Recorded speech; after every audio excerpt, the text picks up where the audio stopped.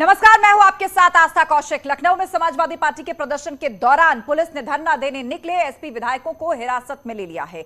अब तक कई विधायकों और समाजवादी पार्टी के नेताओं को हिरासत में लिया जा चुका है। एसपी नेताओं और कार्यकर्ताओं को बसों में भर करके इको पार्क ले जाया गया है। और आपको बता दें कि महंगाई, बेरोजगारी और लॉ एंड ऑर्डर समेत कई मुद्दों को लेकर समाजवादी पार्टी प्रदर्शन कर रही है और एसपी ने 18 सितंबर तक विधानसभा के पास धरने का ऐलान किया हुआ है।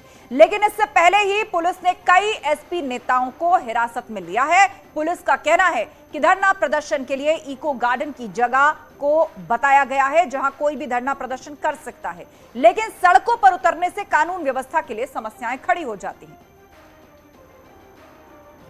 देखिए, जैसा कि मैंने आपको पहले बताया है कि धरना प्रदर्शन करने के मंतव्य से जो लोग आ रहे हैं उनको इको गार्डन में इस हेतु ले जाया जा रहा है। वहाँ पे व्यवस्था है, आराम से बैठकर वो जो भी अपना जिस किस्म का डेमोन्स्ट्रेशन करना चाहते हैं कर सकते हैं। इसी स्थान को निर्धारित किया गया है हाईकोर्ट द्वारा भी किसी प्रकार के धरना प्रदर्शन के लिए, वो ही किया जा रहा है। और आपके माध्यम से सभी से ये अनुरोध कर रहा हूँ कि निर्धारित धरना प्रदर्शन स्थल पर ही धरना प्रदर्शन करने से शहर में अन्य कोई व्यवस्था बाधित नहीं होती है। महंगाई, भ्रष्टाचार और रोजगार के मुद्दे पर प्रदर्शन को लेकर समाजवादी पार्टी और पुलिस अब आमने सामने है। समाजवादी पार्टी ठीक इसी जगह पर आकर के, जो देख रहे हैं आप मेरे ठीक पीछे, ये विधानसभा का गेट नंबर 2 है और इसी गेट नंबर 2 के ठीक पीछे आप देख रहे होंगे चौधरी चरण सिंह की प्रतिमा। यहीं पर आके प्रदर्शन करने का आह्वान किया गया था समाजवादी पार्टी की ओर से। पहले ये कहा गया कि समाजवादी पार्टी के 11 विधायक हर रोज यहां पर आकर 11 से 2 के बीच में प्रदर्शन करेंगे और प्रदर्शन कर तमाम मुद्दों को उठाएंगे। लेकिन अनुमति न मिलने पर आज समाजवादी पार्टी के कार्यकर्ता, विधायक, तमाम सांसद और बहुत सारे नेता अब धीरे धीरे समाजवादी पार्टी की तरफ पहुंचे और जहां पर उनको बंद कर दिया गया। बहुत सारे विधायकों को अपने जिले में ही, अपने आवास पर ही, तो वहीं अखिलेश यादव खुद भी पार्टी दफ्तर पर मौजूद रहे। लेकिन पुलिस और समाजवादी पार्टी के बीच रसाकसी चलती रही, जहां एक तरफ आप देख सकते हैं कि विधानसभा गेट नंबर 2 के बाहर आपको भारी पुलिस बल दिखाई दे रहा है, यानी कि यहां से भी समाजवादी पार्टी के कार्यकर्ताओं के प्रवेश को लेकर कोई गुंजाइश दिखती नहीं है। तो वही समाजवादी पार्टी दफ्तर, जिनेश्वर मिश्रा ट्रस्ट से लेकर के अखिलेश यादव के आवास समेत तमाम जो विधायकों के आवास है लखनऊ में, वहां पर उनको नजरबंद कर दिया गया और कुछ विधायकों ने जिन्होंने पहुंचने का प्रयास किया उन सबको हिरासत में लेकर इको गार्डन पहुंचा दिया गया है। तो समाजवादी पार्टी के इस धरने प्रदर्शन पर पीएसपीएल ने भी निशाना साधा है। एसपी प्रवक्ता अनुराग भदौरिया ने भी उसका पलटवार किया है। विधानसभा अकाट्य तर्कों, सैद्धांतिक सवालों और तथ्यों के आधार पर सार्थक बहस चलाकर सरकार को घेरने की स्थली है। यहां धरना प्रदर्शन का औचित्य समझ से परे है, एक अनावश्यक और अतिरंजित कार्य है। और दूसरा, अगर कुछ विधायक आकर विधानसभा के अंदर कुछ करना ही चाह रहे हैं तो इसमें किसी को दिक्कत नहीं होनी चाहिए। भय, भूख, भ्रष्टाचार का नारा देने वाली भाजपा की सरकार इतनी भयग्रस्त क्यों है? और अगर यही इतने भयग्रस्त रहेंगे तो फिर खुदा खैर करे। कमाल है उत्तर प्रदेश की भारतीय जनता पार्टी की सरकार, पूरा तानाशाही, हर घर के आगे पुलिस बैठा दी। क्या आप लोकतंत्र का गला घोटना चाहते हैं? क्या इस लोकतंत्र में क्या विधायकों को सदन में भी जाने से रोकेंगे? आप जनता की आवाज उठाने से रोकेंगे? अगर आपसे कहा जाता है कि हम जनता की आवाज उठाना चाहते हैं तो आप सबके घर में पुलिस का पहरा बैठा देंगे?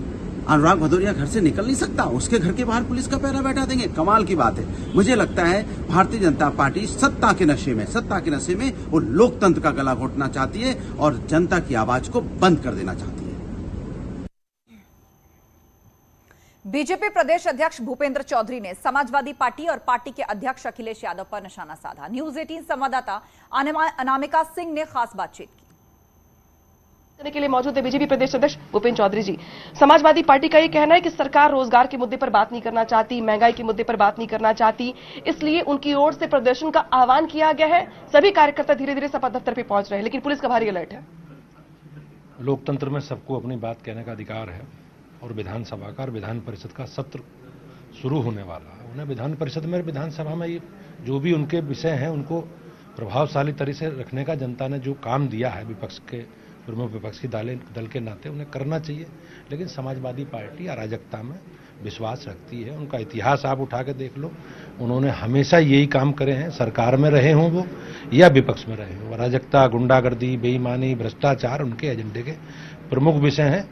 और मेरा अखिलेश जी से निवेदन है कि विधानसभा में अपनी बात कहें, हमारे लिए सबसे बेहतर मंच वही है। 19 से मानसून सत्र शुरू हो रहा है, लेकिन उसके पहले क्या ये वार्म अप है अपने कार्यकर्ताओं को ज्यादा एक्टिवेट करने का चुनाव से पहले? मुझे केवल इतना कहना है कि वो लोकतंत्र में जो अधिकार है, संवैधानिक हमें जो व्यवस्था है, उस व्यवस्था का पालन हमें करना चाहिए।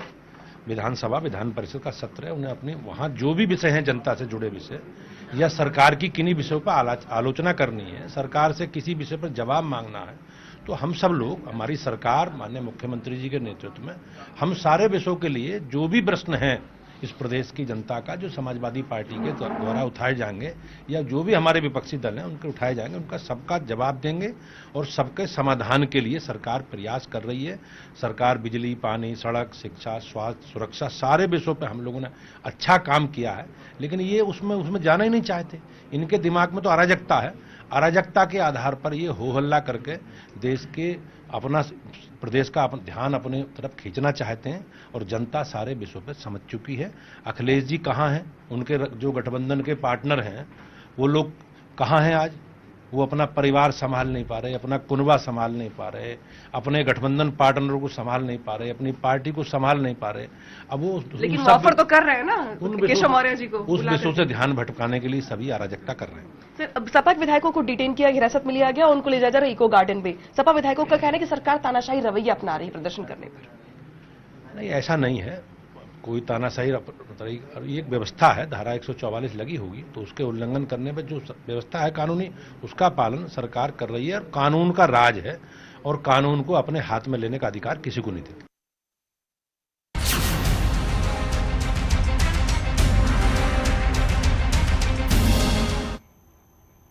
गाजियाबाद के लोनी से बीजेपी के विधायक नंद किशोर गुर्जर ने सरतन से जुदा करने की धमकी देने वालों को खुली चेतावनी दी है।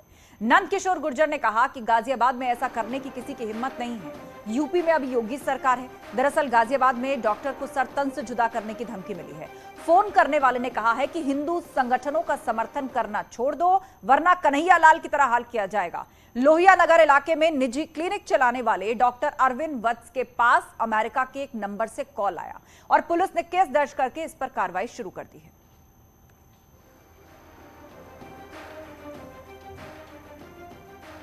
तो गाजियाबाद में ऐसा करने की किसी की हिम्मत नहीं है, कह रहे हैं विधायक नंद किशोर गुर्जर, क्योंकि यहां पर योगी सरकार है। पुलिस ने इस केस में एफआईआर दर्ज कर ली है और आगे की कार्रवाई शुरू कर दी है। दरअसल एक डॉक्टर को लगातार उसके मोबाइल पर धमकियां आ रही थी और एक अनजान नंबर से धमकी आ रही थी कि चूंकि वो एक हिंदूवादी संगठन के साथ मिलकर भी काम करते हैं, तो उनको धमकी मिल रही थी कि सरतन से जुदा कर दिया जाएगा। गुस्ताखे रसूल की एक ही सजा, सरतन से जुदा, सरतन से जुदा। और तुम्हारी हमने पूरी रैकी कर ली है, तुम्हारा मोदी धोदी ऐसे करके बोला है। मोदी धोदी योगी और यति नरसिंहानंद जो तेरा गुरु है, ये अपने बिल में दुबका पड़ा, तेरे को नहीं बचा पाएगा। तू बहुत हिंदू संगठन की बात करता है। तेरी सारी रैकी मैंने कर ली है। मैंने कहा फिर कि बताओ मैं कहाँ बैठा हूँ अभी, तो वो बोलता है कि तू जहाँ भी बैठा हमें सब पता है। इस तरह के धमकियाँ लगातार 2 तारीख से, 1 तारीख की रात से शुरू हुई थी और 7 तारीख तक आई हैं। मैंने सारी शिकायतें सियानी गेट थाना में दे दिया है शनिवार को, और कल रविवार को छोड़ के परसों, और कल मैं पुलिस कप्तान जो एसएसपी साहब हैं उनसे मिल के आया पर्सनली, और उनको सारी जानकारी लिखित में दी है। क्राइम ब्रांच वालों से मेरी बात चल रही है, एलआईयू वाले से बात चल रही है, सवर से। उत्तर प्रदेश में माननीय योगी जी की सरकार है। जुदा करना तो कहना बहुत आसान है, उसकी पीढ़ियाँ नहीं मिलेगी, नस्लें समाप्त हो जाएंगी और यहाँ किसी की औकात नहीं है। अगर यहाँ इस दुस्साहस किसी ने कर भी दिया तो हम कह रहे हैं 7 पीढ़ियों तक को खत्म कर दे। अब कोई देश के बाहर बैठ करके कोई फोन कर दे तो उसका तो कोई वो नहीं है, लेकिन मेरे पास कोई आके तो दिखाए या लौनी में कोई इस तरह की हरकत करके दिखाए, उसका जुदा तो बहुत दूर की बात है, टुकड़े नहीं मिलेंगे लौनी में। रामपुर के एसपी विधायक आजम खान दिल्ली के गंगाराम अस्पताल में भर्ती हैं। आईसीयू में उनका इलाज चल रहा है। फिलहाल आजम खान की हालत स्थिर बताई जा रही है। मंगलवार को डॉक्टर्स ने जांच के बाद हार्ट अटैक बताया था और जांच में उनके दिल की एक नस में ब्लॉकेज मिला। एंजियोप्लास्टी के बाद हार्ट में एक स्टेंट डाला गया है। आपको बता दें, रामपुर में ही उन्हें सीने में जलन, दर्द, सांस लेने में तकलीफ की शिकायत हुई थी।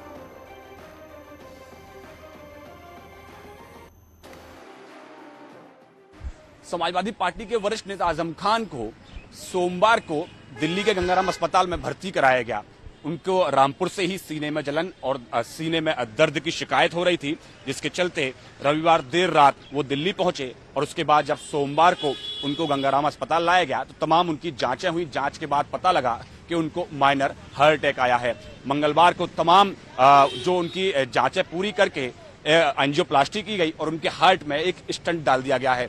फिलहाल आजम खान आईसीयू में डॉक्टरों की निगरानी में है और अगर डॉक्टरों की माने तो उनकी हालत स्थिर है और लगातार उनकी जांच पूरी मॉनिटरिंग की जा रही है कि किस तरह से उनका स्टंट डलने के बाद में हार्ट फंक्शन कर रहा है। कैमरा पर्सन जगदीश गौतम के साथ पवन गौड़, नेविगेट टीम, दिल्ली। अखिलेश यादव को चाचा शिवपाल पर फिर प्यार आया है। ये सवाल इसलिए क्योंकि समाजवादी पार्टी ने मानसून सत्र से पहले सदन में शिवपाल यादव को कुर्सी वरिष्ठता के आधार पर आगे लगाने की सिफारिश की है। ये वही मांग है जो सरकार के गठन के पहले सत्र के दौरान शिवपाल यादव ने भी उठाई थी।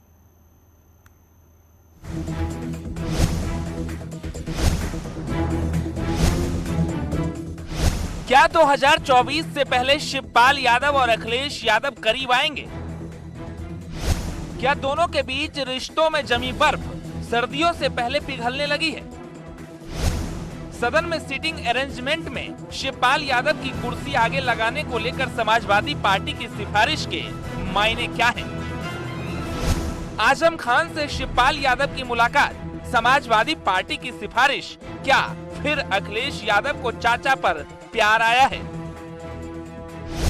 सियासत में बनती नई संभावनाओं को लेकर सवाल कई हैं, लेकिन इन सवालों से पहले उन बयानों पर कान लगाइए जो विधानसभा चुनाव के बाद शिवपाल यादव और अखिलेश यादव की ओर से दिए गए। नहीं, वो हमारे चाचा हैं और चाचा रहेंगे, लेकिन अगर उन्हें ये लगता है कि मैं सम्मान नहीं दे पा रहा हूं तो मैं उन्हें स्वतंत्र करता हूं और उनको खुली छूट है कि जिस दल के साथ जाना चाहें, जैसा गठबंधन करना चाहें। और सबसे खुशी बात ये होगी कि वो अपना दल दोबारा बनाएं। उनका एक दल है।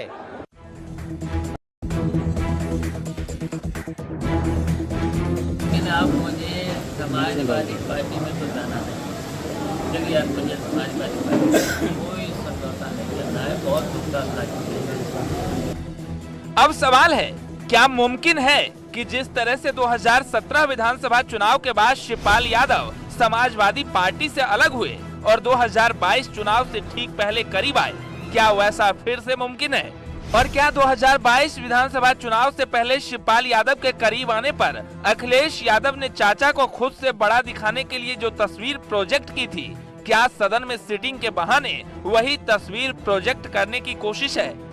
वरिष्ठता के आधार पर उनकी सीट आगे कर दी जाए, इसलिए कि वो एक दल के राष्ट्रीय अध्यक्ष भी हैं, प्रगतिशील पार्टी के वो राष्ट्रीय अध्यक्ष हैं, तो उनकी सीट अगर आगे कर दी जाए उनकी वरिष्ठता के आधार पर, तो हमें लगता है कि किसी को इससे कोई इतराज नहीं होना चाहिए और ये निवेदन हम लोगों ने भी किया। हालांकि यहाँ सवाल ये भी है कि नई सरकार के गठन के बाद जब पहली बार सदन की कार्यवाही शुरू हुई तो वो शिवपाल यादव ही थे जिन्होंने कहा था उनकी कुर्सी समाजवादी पार्टी के सदस्यों से अलग होनी चाहिए। अलग नहीं तो कम से कम वरिष्ठता के आधार पर आगे होनी चाहिए। तब समाजवादी पार्टी ने कोई प्रतिक्रिया नहीं दी थी। अब समाजवादी पार्टी ने सिफारिश की है तो पीएसपीएल सवाल उठा रही है। अखिलेश जी बार बार दिखावे का सम्मान क्यों कर रहे हैं?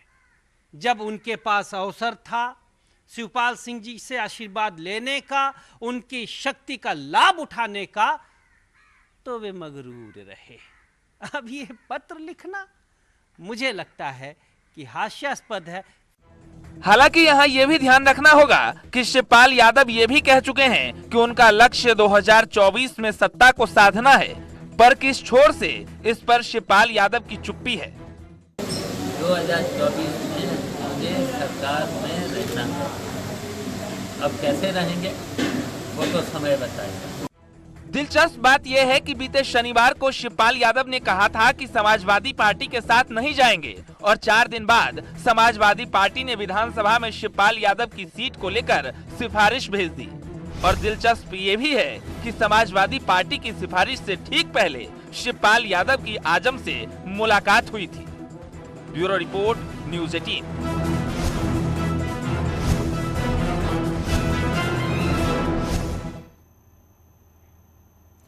पीएसपीएल अध्यक्ष शिवपाल यादव ने समाजवादी पार्टी की ओर से स्पीकर को लिखी गई चिट्ठी को कोई तवज्जो नहीं दी। उन्होंने कहा कि मुझे नहीं पता कि लेटर में क्या है। उन्होंने यह भी कहा कि विधानसभा में मेरी कुर्सी तो पहले से अलॉट है और मैं वहीं पर बैठूंगा। अगर उन्हें ऐसा करना था तो पहले ही करना चाहिए था, अब करने से क्या फायदा। पता नहीं है इस बारे में, मुझे अभी कुछ पता नहीं है। तो कुर्सी तो हमारी अलॉट है, पहले ही से अलॉट है, तो हम जहाँ अलॉट है वहीं बैठेंगे और वो तो अधिकार अध्यक्ष जी का है, अध्यक्ष जी का है।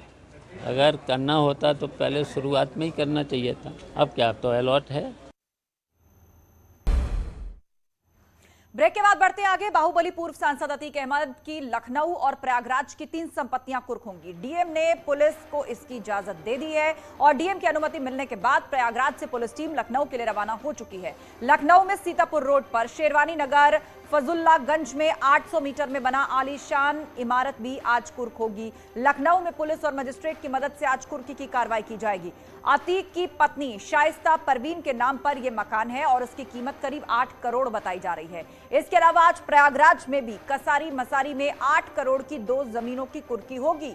दोनों जमीन अतीक अहमद के नाम पर है। गैंगस्टर एक्ट के तहत कार्रवाई की जा रही है।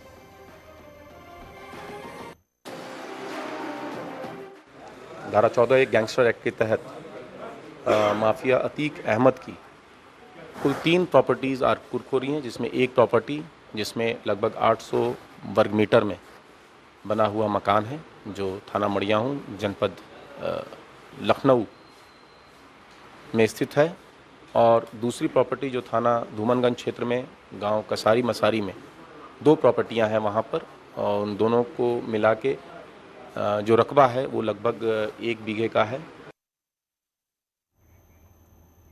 ज्ञानवापी मामले में हिंदू पक्ष ने इलाहाबाद हाईकोर्ट में कैविएट फाइल की है और कैविएट फाइल करने का मतलब यह हुआ कि अगर मस्जिद समिति वाराणसी जिला अदालत के आदेश के खिलाफ याचिका दायर करेगी तो हाईकोर्ट हिंदू पक्ष को बिना सुने कोई आदेश पारित नहीं करेगा। तो ज्ञानवापी श्रृंगार गौरी केस में अब हिंदू पक्ष की ओर से इलाहाबाद हाईकोर्ट में कैविएट दाखिल कर दी गई है। आज ज्ञानव्यापी के मसले पे हिंदू पक्ष की तरफ से अपनी 4 महिला याचिकाकर्ताओं की तरफ से हमने इलाहाबाद हाईकोर्ट में कैविएट दाखिल कर दी है और माननीय इलाहाबाद हाईकोर्ट से ये निवेदन किया है कि अगर मुस्लिम पक्ष ज्ञानव्यापी में जो जजमेंट आया है 7/11 पे, अगर उसके खिलाफ कोई भी अपील या डिवीजन दायर करता है तो उसमें कोई भी कार्रवाई ना की जाए बिना हमको सुने हुए, और मुझे पूरी उम्मीद है कि मुस्लिम पक्ष जो भी फाइलिंग करेगा उसकी कॉपी हमें प्रोवाइड करेगा। और रुकेंगे एक ब्रेक के लिए। खबरों का सिलसिला जारी है, आप बने रहिए हमारे साथ।